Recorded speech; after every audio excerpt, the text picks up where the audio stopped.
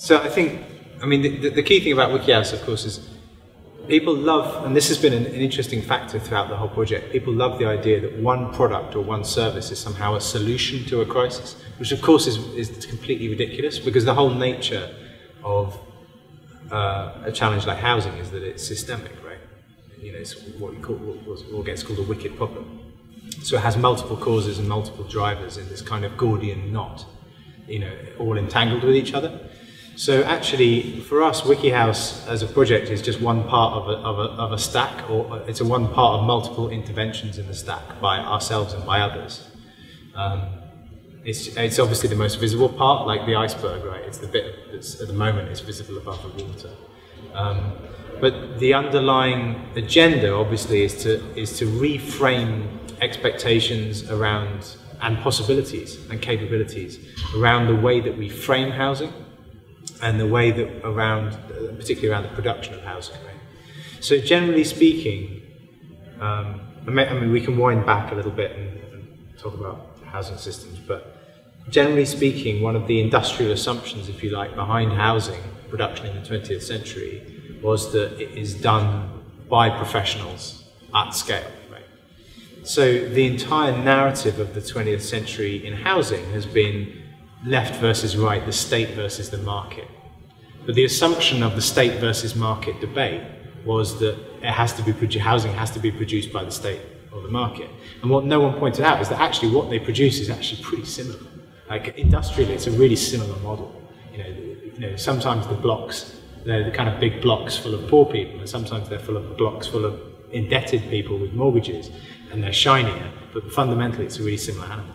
Both are heavily dependent on external services, etc.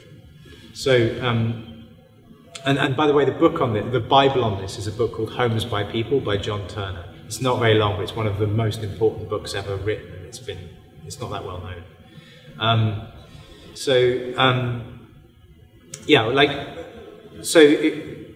We framed everything through this narrative of the public sector and the private sector. And that was, I mean, ridiculously simplistic, but even in itself it missed really obvious things. So one is that there's a thing called the third sector, which we know about, non-profit. But underneath it all, there's this thing, there was a thing before a sector was a thing you're allowed to be, which we call the citizen sector. And the citizen sector is people producing stuff for themselves. Not out of altruism, but simply for themselves and for their neighbours. Now, the citizen sector has always been there, we just ignored it. So most care, childcare, most elderly care is still done by the citizen sector. Right? There is not a welfare system in the world or a market that could deliver care successfully through an entirely monetized industrial, model. But because of the limitations of our 20th century industrial models, we basically ignored the citizen sector entirely, fourth sector or whatever.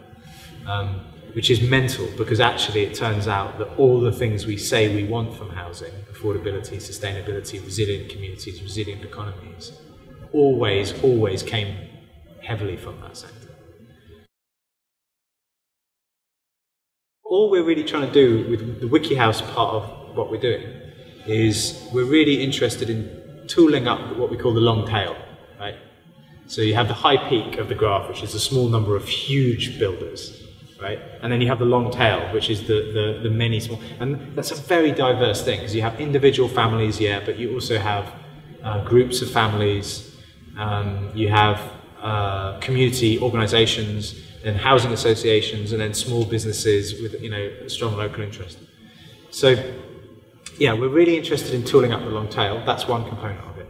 And then the other kind of even bigger than that sort of arc is we've looked at housing through incredibly stupid economics, basically. And so we failed to notice the distinction between a speculative asset, which is a thing to rent or to sell, versus a thing which is a platform for living in, right? A thing for improving, a house as a place to live. Now, as two economic classes of thing, they are as different. They both may look like a house, but they're as different as a hot meal is from a hedge fund. Because one is basically there to make money, whereas one is basically to maximise the improvement of your life. Right? So there's a kind of really weird disjunction where basically we've been reliant on an industry which produces homes as speculative land, essentially extended version of speculative land assets. We can talk a bit about land economy. Versus an economy which sees homes as primarily as places to live. Now that's it might seem a bit nuanced, but think about it this way. We all agree we need to build low energy homes if we're going to stand the chance of not getting screwed by climate change, right? But when you think about it logically, the only people with a direct incentive to put more insulation in the walls are the people who are going to be paying the heating bills for the next 20 years. I.e. the people who are procuring homes as platforms, as places to live and to bring up their children, not as people who are procuring homes as quick ways to turn a bit of money into more money. And yet this is the model that we industrialized. And so our whole kind of approach is to say that we think that if we use the opportunity right, digitization is the opportunity to industrialize this economy. So you can think of it as it's even too simplistic to talk about the market. There are many markets. So one of the things we have to do when we're talking about housing is rewind not just through our industrial models, but also through what do we actually mean by housing, right? The word housing is not a word you would use in a society where everyone has a place to live. Right? I don't know if anyone's ever put the word housing into Google AdWords and see when it appears, right? But housing in itself is a 20th century construct as a noun, right? So if you ask an architect to draw some housing, they will draw you a row of identical boxes, right? Whereas a person say, well, what is, as John Turner said, in real life, housing is a verb. It's a continuous process. It's not a noun. So the notion of a housing crisis is a completely man-made, invented thing, right? There's no natural... We don't have a housing crisis because it's technically hard for everyone to build a house for themselves. Of course it's not. So a housing crisis is a man-made, engineered thing. So the question is, how did we engineer that? Well, first and foremost, it's a compound of production of housing, finance, and land. And first and foremost, a good one to start with is land. So fundamentally, it's about controlling people's access to land. So a lot of the time when we're talking about housing, it's a really confused conversation, because actually what we're really talking about is the way that we've used land as a vehicle for rent extraction, basically. It goes into a whole other thing. So there's a really interesting game, which is because we embarked in a world, particularly in the UK and America, we embarked on this economy which through the acts of enclosure in the early industrial revolution, particularly, we doubled down on this idea of land as a ownership asset, a tradable asset class that could inflate in value or go down in value. You created the idea of the landlord, right? The extractive landlord who can just charge rent just for nothing.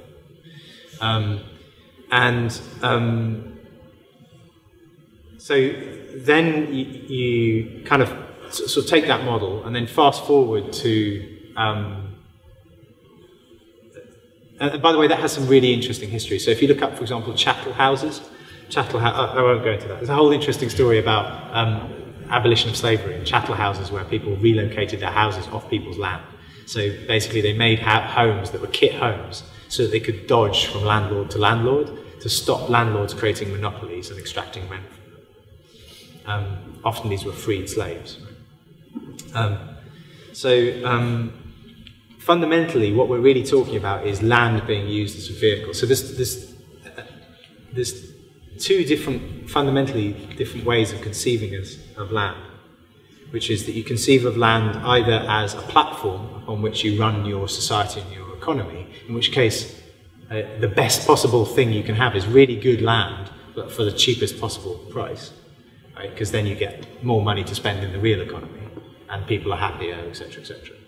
Or you see land as an extraction class, which is you want land to be really high value because you can trade it. And so we've kind of got ourselves locked into this thing where we're we had this idea of, the landlord's abstraction game. So the thing to read here is Henry George. So do you know the game Monopoly was originally invented by, I've forgotten her name, it's really bad I've forgotten her name, but she was a Georgist. And it was actually a cautionary tale. The whole idea was to show what would happen if we allow the monopoly ownership of land and that people just to extract money for nothing. But then what happened in the 20th century basically shit got even more weird, is because as the Western economies began to deindustrialize with the third industrial revolution, we offshored stuff, obviously a lot, as Donald Trump likes to say, to China. Right?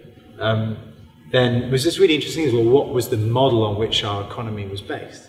We basically covered up the fact that we had quite stagnating real economies by deregulating lending, mortgage lending. So, and this in the UK, this starts around 1971, is that basically the limitations on how high land could go were based on how much you could afford to buy for it. But if people can afford to borrow more and take on more debt, then people could pay more for it. That in turn meant that the land price began to inflate, and governments, crucially, they didn't call it. At that point, they could have gone one of two ways. They could have said, "Oh no, land is a platform. Expensive land is a total inflation. It's inflation, right? It's not growth. It's inflation." So if they said, "Oh my God, this is a nightmare. We need to control this to get that price down. Otherwise, we're going to allow land to just be turned into a continuous tax on our society and our economy." Literally, rich people able to just take money out of poor people's pockets, about 30% of their income every month. Thank you. I'll take that just for you living here. Or they go, so they go, "Oh God, we'd have to bring it down." Or they go, "Oh no, let's allow it to happen. Let's democratise home ownership so everybody can get in on this asset class, and everyone will, to quote George Osborne, feel rich." Right? And of course, famously, that's what they did. So they allowed house prices to begin inflating underneath our feet in this absurd cycle where people could borrow more, so land prices went up, so people needed to borrow more, and so land prices went up. And so there was this kind of cycle of banking, and of course we know what drove that as well. Then successive things like the subprime mortgage, where they began to bundle up these securities. None of us discovered this till afterwards, right? And now we can watch Big Short, and it explains it all to us. But where they kind of bundled up these debt products and began trading them. So you got this really absurd situation where banks didn't even need to make their money on the loan that they created for you. Right? They could effectively just create a loan, hide it in a bunch of other loans, and then parcel it on and sell it. So we created this machine that was basically designed to be as unaffordable as possible, and then flip forward in the sheer perversity of coming up with a term like affordable housing and asking that economy to, "Hey, would you mind providing us 20% affordable?" Is completely absurd, right? It's a laughable idea. That's what we do. So we've had this, so I should just say, we've had this interesting evolution as well, because since the invention of the word housing, because the fundamental nature of the economy has changed several times through the 4 industrial revolutions, it's changed quite dramatically. So that diagram, the 4 industrial revolutions diagram, in the first industrial revolution you have rights of access to land, which is what I was talking about the Getcha-Kondu stuff, like the notion of access to commons, that as long as you could get a house up by sunset, it could be your home. So that was the notion of a right to land and the right to a home. Of course, that enclosure killed all that. Then the first industrial revolution, housing probably begins to be used for the first time seriously as a term. But at this point, it's conceived as housing for the workers, right? Because we've created these industrial systems with factories where you have lots and lots of workers all working in the same factory. And so there's a paternalistic reason for capital to be invested in creating this housing for the workers, because you literally need your workers, you need to assemble all your workers together to run these huge labour-intensive factories.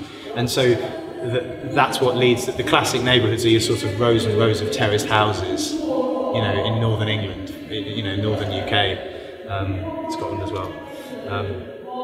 That's kind of, so we went through the housing for the workers in the first industrial revolution. That to some extent continued then, I would say, into the second industrial revolution, where you had housing for the workers, but you begin to get this idea that people got fed up with being workers, so they said, "Oh, let's buy them in as homeowners." So, because rather than just extracting rent, so let's make them feel like they can own their own home.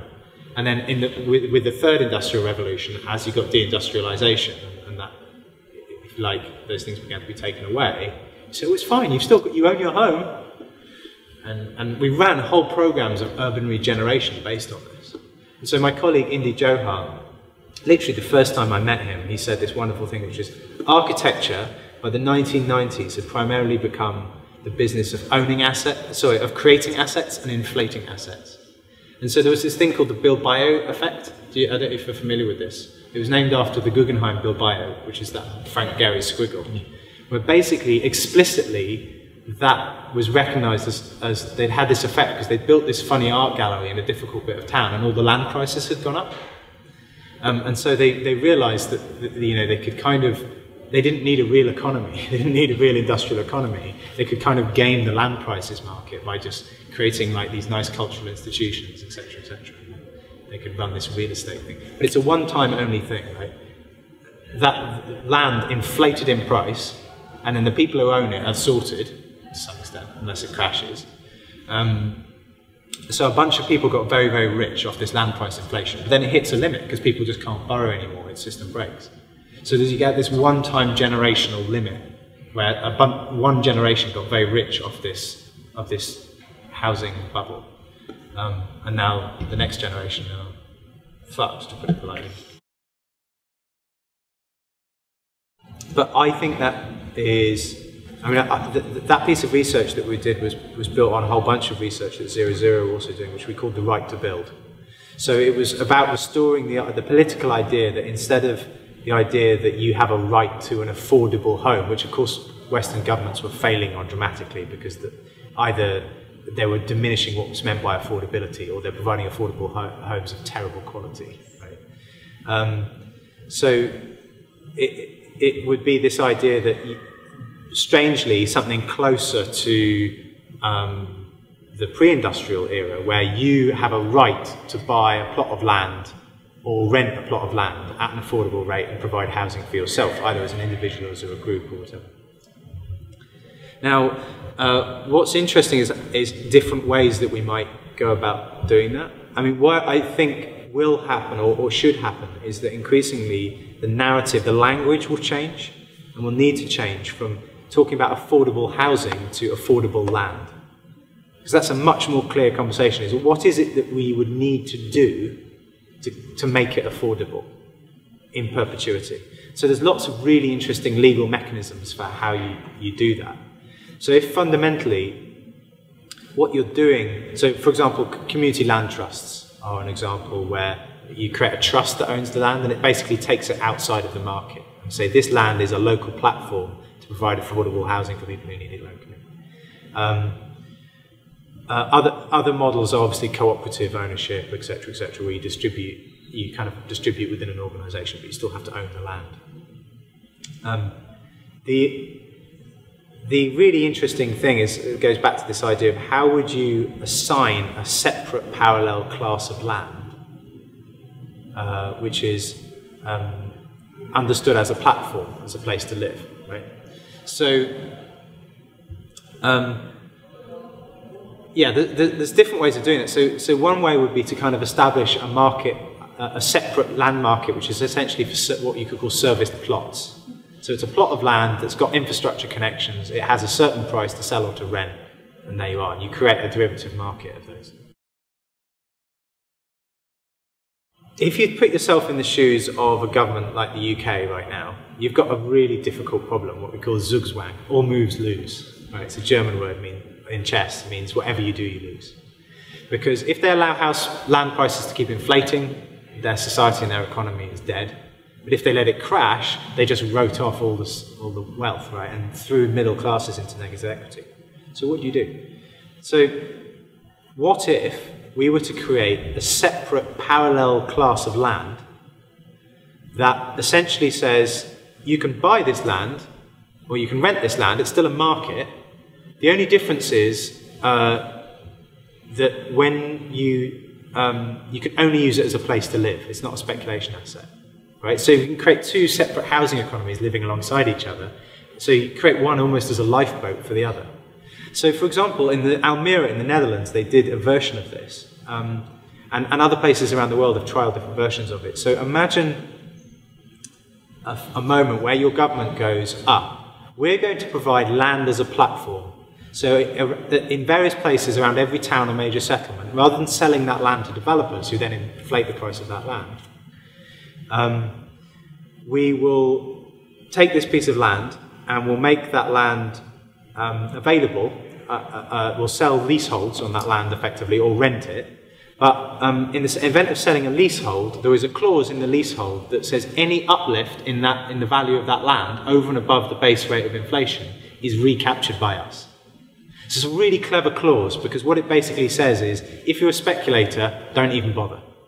You can own this and you can come here if what you want is a place to live. But if you want a speculation class, then buy land on the moon, buy Bitcoin, right? Buy something else. Don't do it on our time. Don't do it on people's livelihoods. Don't speculate on people's livelihoods. So that is totally a thing that governments could do right now to create a separate parallel class of land, affordable land. That, by the way, on top of which you would unlock this amazing burgeoning economy. Because all these construction firms and systems like WikiHouse building sustainable homes, etc., etc. So that's the thing. The other thing is we need to wind back and go even deeper into the weirdness of land economics. So land there's a lovely quote, and I think it's Mark Twain, but you never know because everything gets assigned to Mark Twain. It basically says, buy land, they don't make it anymore. Which is funny, right? Because it speaks to this thing about land as a speculation asset. And in times where the global economy is incredibly volatile, it's no accident that the rich are storing their money in land, right? Because owning the means of production ain't what it used to be. But that quote is actually kind of wrong, because we do make it all the time. So a lot of countries have a planning system, for example, where we control what land is available. So in the UK, we have a planning system. And so let's say land has been designated for agricultural use. That land is worth about £2,000 per hectare. Now the moment that the government, which is our representative, so effectively we the people, give planning permission for that land to be used for housing, the value of that land goes from something like £2,000 per hectare to say £2 million per hectare. So that is value that we created. That's a really clever reminder that actually when you see really expensive land being privately owned by someone, they didn't create that value. The land itself has no intrinsic value. It's only valuable because it's connected to infrastructure, it's close to schools, it's close to jobs, and we gave consent for it to be used. In other words, most of the value of land is publicly created value, right? It's a public platform. That's not to say that you can't add to the value of that land by putting in better infrastructure or building and so on. This is something that's called uplift. So it's really, really important that governments realise and begin to realise that they don't have to be the suckers at the end of the chain, sort of going begging for some affordable housing. Government is the platform, right? And we are the platform that we set the rules. And in the future, we live in a globalised, high migration world. We're going to move into a world, whether we like it or not, for better or for worse, where governments are like Italian city-states. They have different regulatory environments and they're competing for people. And so people will come or go, right? So if you want to have a success, we all agreed, apparently, of the type of economies and societies we want, which is societies where we have high productivity, low cost, and high human well-being. That's something that everyone from the right and the left can usually sign up to. And if you want that, the smartest thing you can do is keep land prices low to start with, rather than letting them be inflated and kind of run away kind of speculation. Control that speculation in the first place. In political wonk language, this is called pre-distribution, as opposed to redistribution. So you control the rights, the way that we as a country, if you like, license our land to ourselves. You can control that to prevent this land, this inflation happening, whether it be through recapture or land taxation, whatever. Right? There's lots of different ways of doing it. So I think that's the future that I think we're going to find ourselves being forced to do that, and some governments will be innovative and be the first movers, and others will go, oh my God, it works. And so we've seen New Zealand, for example, has recently brought out a housing policy which is a slightly nationalistic version of this, which is you can only buy property if you're a New Zealander. You can't be an offshore speculator. Singapore obviously has various anti-speculation measures in its land economy. There's a really good, sums this up really beautifully, which is, there's a really lovely George Orwell quote, which is it Road to Wigan Pier? That was George Orwell, wasn't it? Anyway, it's a really nice thing, which is, property offers to the rich what gambling offers to the poor, which is money for nothing. And if you basically were to in the fourth industrial revolution, we are going to have to restructure in quite a profound way the way that our economy works. We're trying to repatch this model and trying to sort of bolt on affordable housing onto the top of a land economy and housing economy stack, which is almost perfectly designed to be unaffordable, just isn't going to work. Like, it's just going to stretch and stretch, and it's just going to break. What it breaks, when it looks like, is up to you, right? It might be people voting for populists, Donald Trump, Brexit, right? It's all connected. Or it might be literal riots or whatever. But fundamentally, that's the principle, which is the idea that no one should be able to earn money for nothing. And it's a really interesting question, which how would you restructure your land economy to support that? And then how do you have fair access to land in a way that then allows people to and then unlocks this amazing market of companies working for people to build the most sustainable, the cheapest, the best homes that they can, which is also, by the way, a massive opportunity, because there's the one thing the world needs, it's that. I think, by the way, one thing I would add on this, which I think is really, really nice kind of perspective on this, which goes back to the thing I said before about the idea that affordable housing is a man-made problem, which is that you can never ever have affordable housing if you see people as a numbers problem and people as a problem to be solved. Whereas if you see housing as an intrinsic capacity, i.e. something people will do for themselves, if allowed to, then you realise you can stop the housing crisis any time you want, right? Because you wouldn't. Do they want to change the situation? Right. You wouldn't have a housing crisis. And I think that the tipping point will, when more and more people realise, including hardcore, tooth and claw capitalists, they'll realise that we all have more to gain from a non-zero-sum society, where land is a platform for our collective success. That's in literally everybody's benefit. That's like feudalism, right? We're going to move into a permanent rentier economy. And guess what's going to happen then? There's going to be scarcity, and the landlords will extract a little bit more and a little bit more. There just comes a point when, okay, 20% of your monthly income, okay, goes on housing. I can live with that. 30% starts getting a bit painful. 40% riots, 50%. And in London it's hit 50%. So for a lot of young people in London now routinely expect to take literally at the end of the month half their paycheck, just gone.